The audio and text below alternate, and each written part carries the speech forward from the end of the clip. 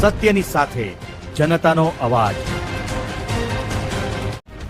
આપ જોઈ રહ્યા છો 24 ન્યૂઝ નેટવર્ક। તાજા સમાચાર, ઝડપી અપડેટ અને સચોટ માહિતી 24 ન્યૂઝ નેટવર્ક સમાચાર સૌથી પહેલા। સાંતલપુરમાં 300 મીટર ગટર લાઇનનું કામ વરસાદી મોસમમાં શરૂ થતા વેપારીઓ અને રાહદારીઓ પરેશાન।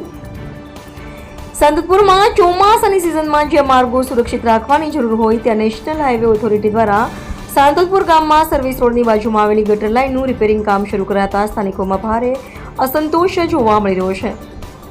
સાંતલપુર ગામમાં બજારમાં જવાના મુખ્ય સર્વિસ રોડ પર અંદાજે 300 મીટર લાંબી ગટર લાઇન નવી નાખવાનું કામ હાલ વરસાદી મોસમ દરમિયાન હાથ ધરવામાં આવ્યું છે।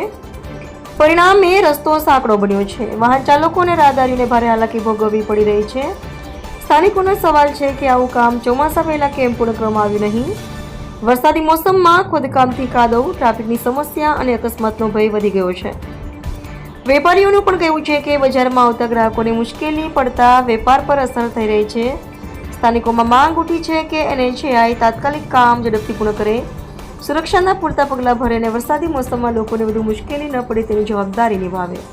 રિપોર્ટર ભગીરથસિંહ જાડેજા, સાંતલપુર।